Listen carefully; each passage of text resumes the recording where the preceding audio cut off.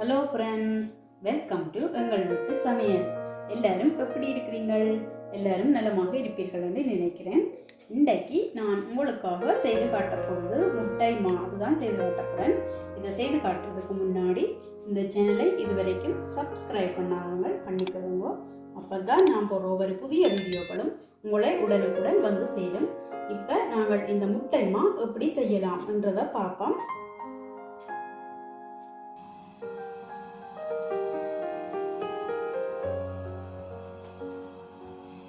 இப்போ நாங்கள் முட்டை மாவை செய்தெடுப்போம். அதுக்கு நான் 150 கிராம் திருவிய தேங்காய் துருவல் எடுத்து வச்சிருக்கிறேன். அதை நல்லா சிவக்க வறுத்தெடுக்க போகிறேன். கருக விடாமல் அடுப்பை நல்லா குறைச்சி வச்சு வறுத்தெடுக்கணும்.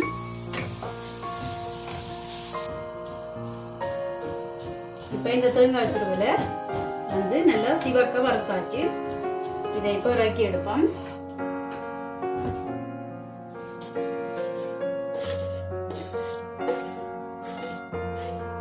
இப்போ நாங்கள் முட்டை மாவுக்கு மாவை கலந்தெடுப்போம்.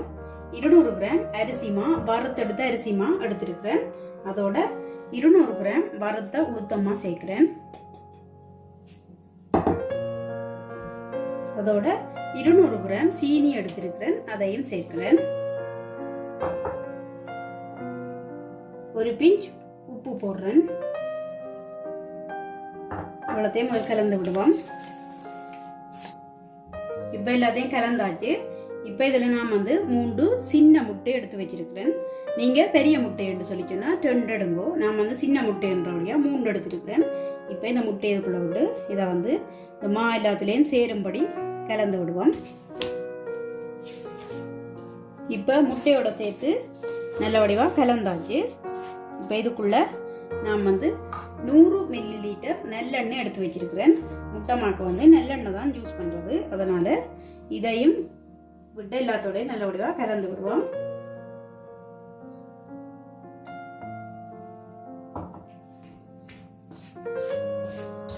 இப்போ இந்த கலவையை முட்டை நல்லெண்ணெய் எல்லாம் விட்டு நல்ல வடிவாக கலந்து எடுத்துட்டேன். கட்டிகள் இடந்தா எல்லாம் உருத்தி விட்டு எல்லாம் எடுத்தாச்சு. இப்போ இதை நாங்கள் வறுத்தெடுப்போம். அடுப்பை நல்லா குறைச்சி வச்சு வறுத்தெடுக்கணும்.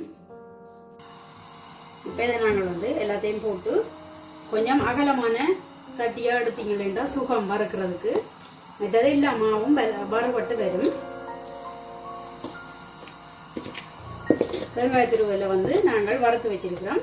அதை கடைசியாக சேர்ப்போம். இதை இப்போ நாங்கள் அடுப்பை நல்லா குறைச்சி வச்சு கைவிடாமல் வறுத்தெடுக்கணும்.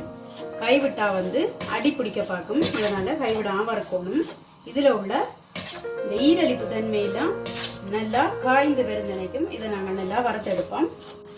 இப்போ இந்த மாக்கலவை ஓரளவு வறுபட்டு வந்துட்டுது.